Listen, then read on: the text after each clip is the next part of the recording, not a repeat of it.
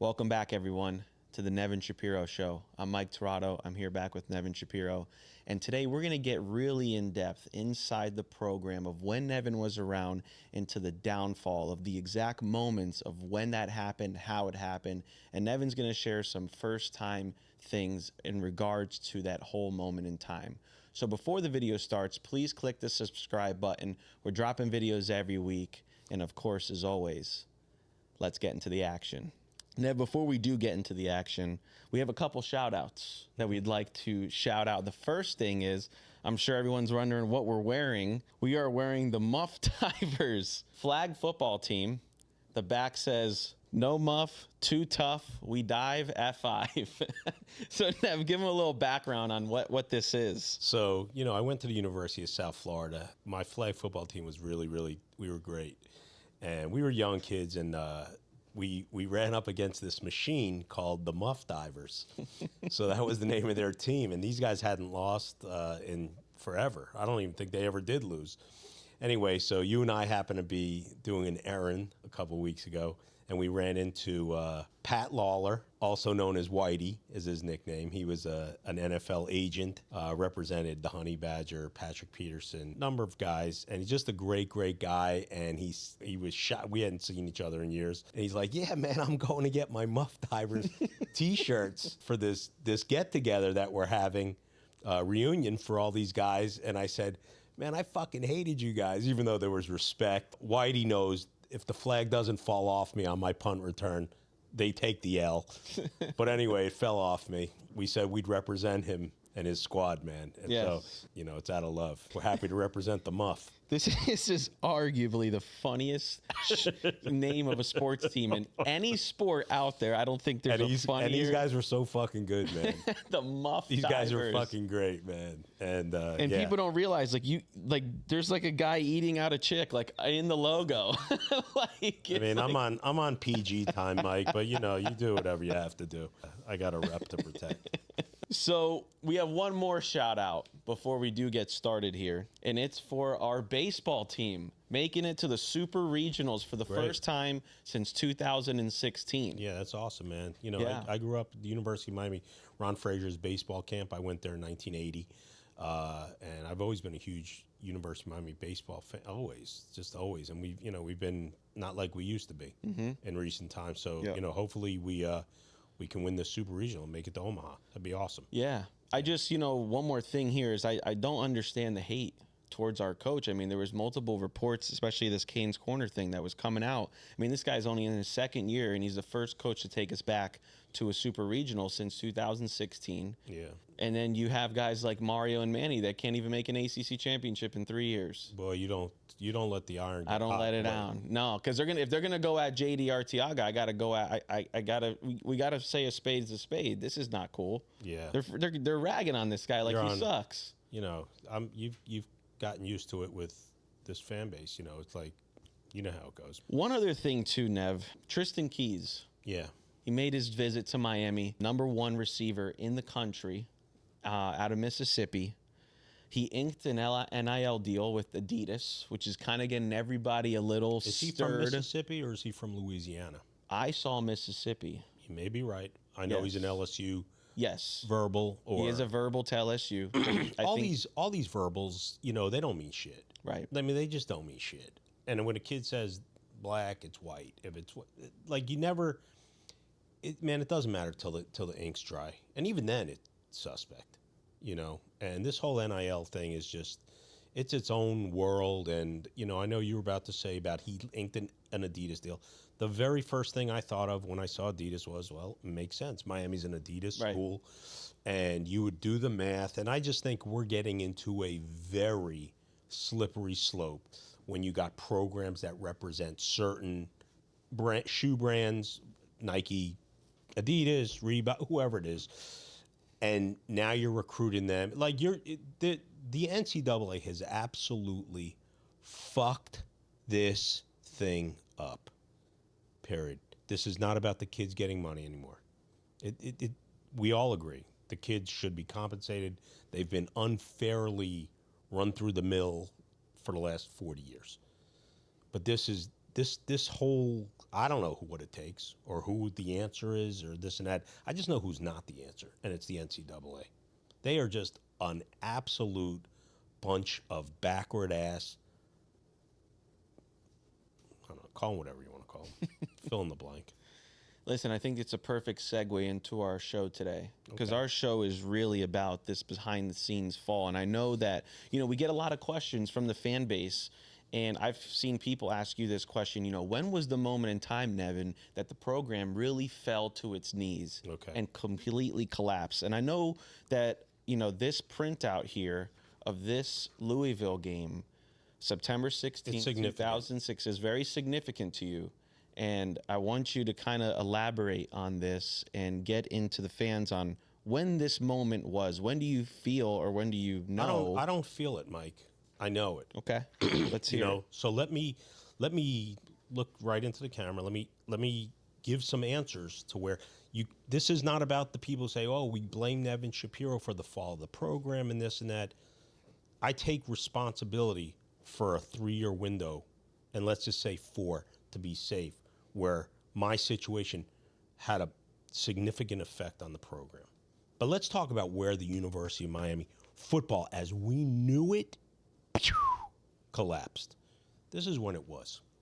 Larry Coker, who I've gone on record and said many times, he's a gentleman, and he's a super guy, okay?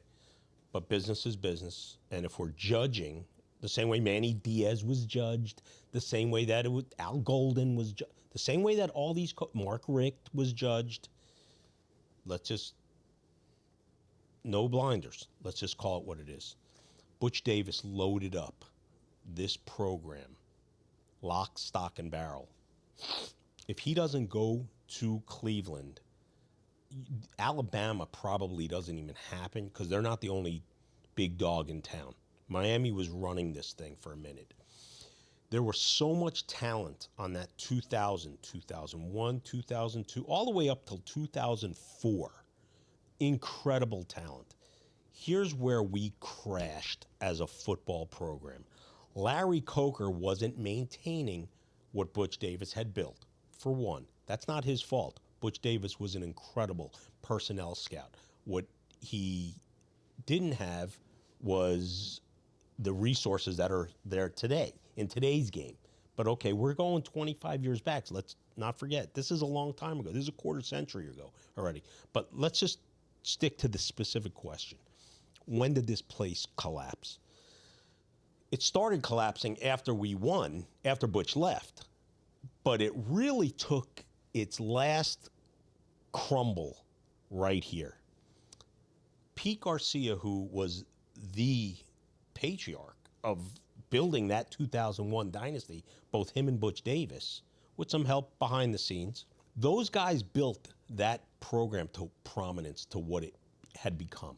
Pete had gotten back into the program after Cleveland's lack of success for Butch and Pete at the the NFL level, and Butch had made his Pete made his way back to the University of Miami, and he was working behind the scenes, and I had developed a very close rapport with him. And what happened was, I get a call on the Monday morning after that game that you just shared, and he said, "Nevin, I'm out of here." And I'm like, "What do you mean?"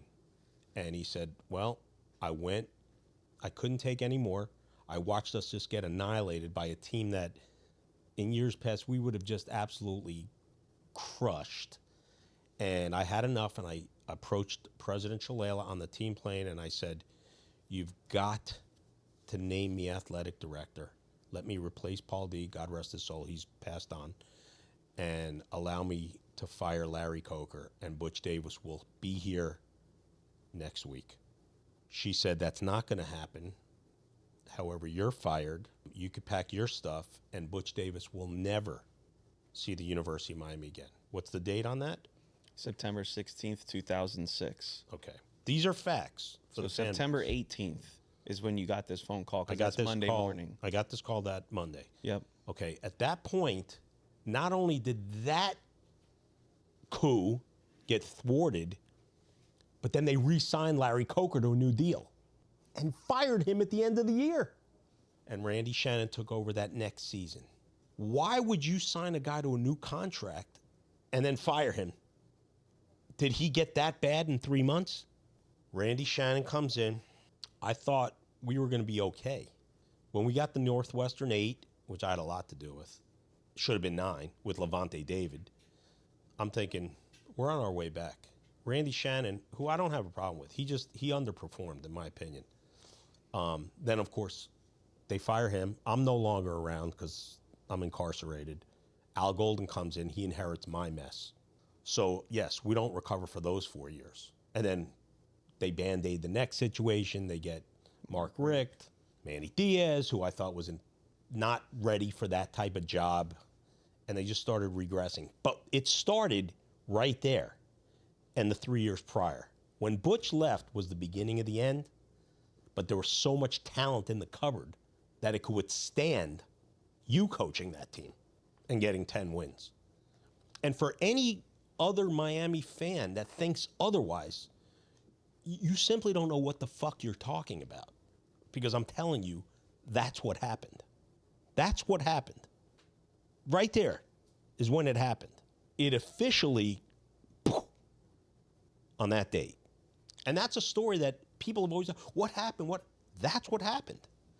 So if you want to blame somebody for the crash of the program, or crash in the sense of not the same success, look no further than President Shalala. Not Nevin Shapiro. Donna Shalala. That's it. So did you have a relationship at all with Shalala to where you could have went into her office and maybe offered another? I not only did I did. Okay. And what was that conversation? Well, I don't want to get into all the details. I could just tell you this. I was a very, very, very big ally of Mario Cristobal's, let's just say. He knows it too, okay? He wasn't going to be brought in under Shannon's staff. That was a personal decision from Randy Shannon. And President Shalala went with it. Right. But I fought for Mario Cristobal, and that's how he ends up at FIU, right in that.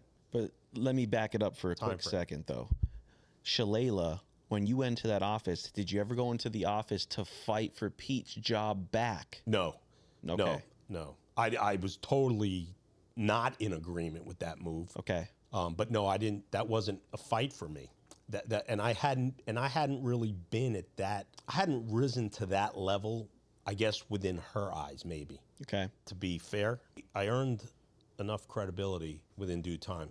Right. To request certain things or at least give my opinion. And at the time, you probably didn't have the wherewithal to tell her up front, like, hey, this is a bad move by Larry Coker by re-signing him. I gave my 2 cents. Okay, so you did speak to her about Larry Coker getting I didn't know. re-signed. Actually, no. I had given my 2 cents on some things later. Okay. But I did not have anything to do I wouldn't say, don't re-up him. I didn't have that type of position. Okay. But after they let him go, I felt like I had to speak what I thought. I really knew what was going on within the pulse, the pulse of the program. Of course. Like I knew firsthand. And I wasn't the only one. I was close with a lot of people within the administration, and the problems were very evident, very evident. But I just wanted to clarify that, and somehow that landed on my lap when I mentioned it to you the other day, and I said, Mike, I think this is a topic maybe you should bring to the fan base if you want.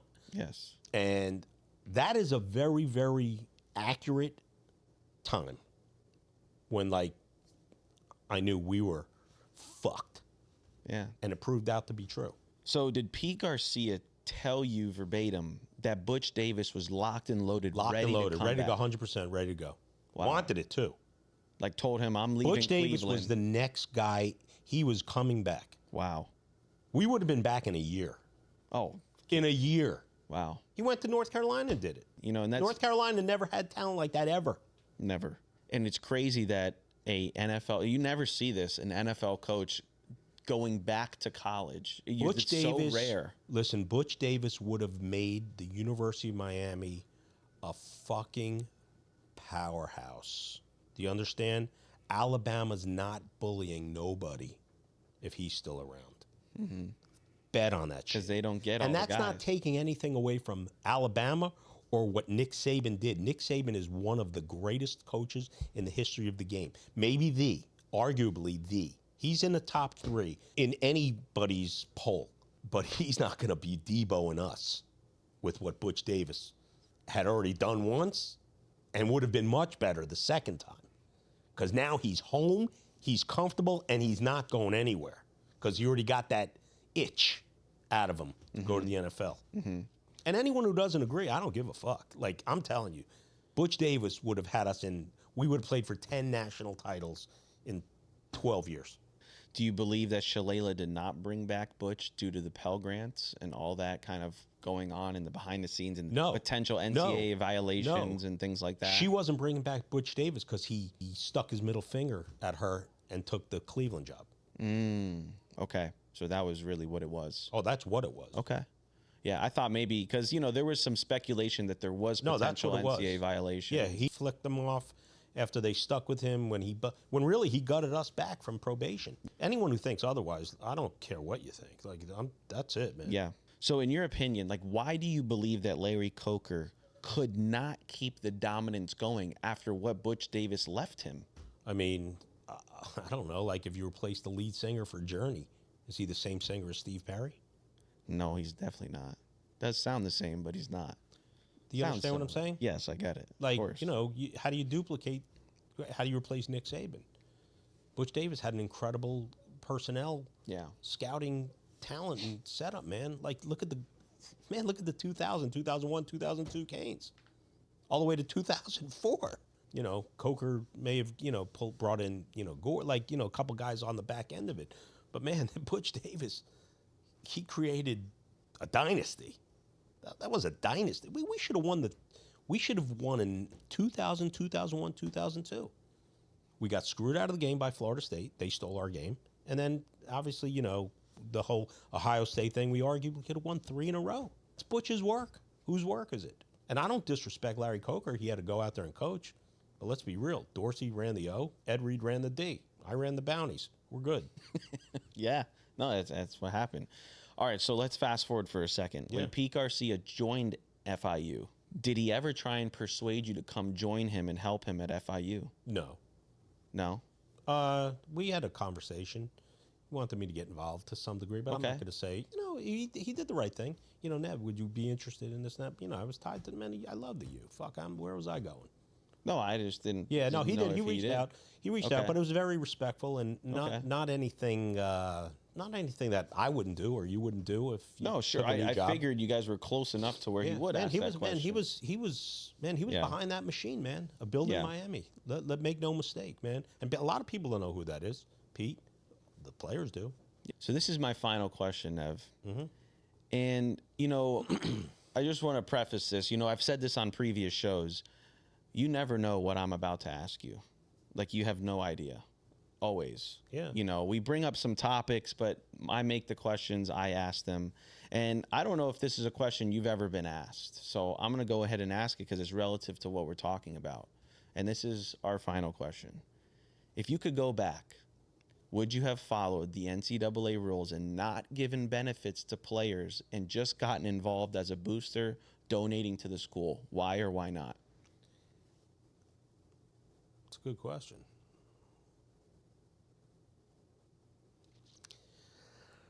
In my hindsight chair, not to be confused with my high chair, in my hindsight chair, I would not have gotten involved in the benefits that I got involved with. Okay. Prior to, for a number of reasons. I see things differently now. I'm a more mature adult, right? Even though contradicting my personality on camera. I wouldn't have done it. I have a number of reasons why. But to answer your question without going too deep into detail, if I could do it again, I would not have done that. Okay. And that wouldn't be my role. Although I will say, which is sort of contradictory, my recruitment rate was like the Fed's conviction rate. So the feds convict you. They're 98%.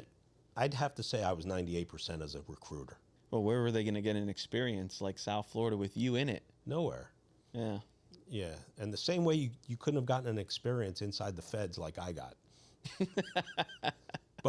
But my conviction rate was equal to the feds. Right. But to answer your question, no, I would not. I would, if I had to do it over again, I would have taken a much different approach, and my fanatic fan self would have stayed as a fan, as opposed to becoming an involved booster. Okay. Yeah, I would. I would withdraw that activity from my life. Okay. And I want to clear this up real quick. No matter what would have happened if you could go back and reverse it or not, for the fan base, that had absolutely nothing to do with the whole federal case in the Ponzi Zero. scheme. Less than zero. Because people really correlate the two. They really think it's two, and that's why I wanted to bring that up. The infamy that I've been, I guess, brought up by, is, you know, because you can't really talk about the University of Miami and my name without it being one and the same. But my case was a money laundering charge. It was 4 counts of money laundering and 2 counts of securities fraud. And it has absolutely nothing to do with the University of Miami. And whatever came out as a result of the University of Miami had nothing to do with my case, because I was already sentenced and there was nothing, it didn't change anything. It just made my life more miserable. Complicated. Well, because I ended up not coming to Miami to do my time where I was going. And man, it was just a fucking nightmare. The only benefit out of it is going to be probably the stories that come out inevitably, you know, on screen and whatnot. But other than that, yeah, it was a fucking fiasco. Yeah, just wanted to clear that up, because we do get a lot of those, like, oh, like, you know, your whole scheme was, or whatever, was part of Miami. Zero. It has nothing to do with it. Nothing. So Zero. Not even a millionth of a percent. Nothing. Well, guys, I hope this clears it up for you. That's probably the most we've ever dived into this. I mean, this was... Well, we're Muff Divers. Yeah. This is true. We dive at 5. We dive at 5. No muff too tough. So, guys... Man, I love you, Whitey. Man, who the fuck else is going to do this for you, bro? Good guy. Great guy. Fucking great guy. So, before you guys leave, guys, please click that subscribe button. And as always, we'll catch you on the next one.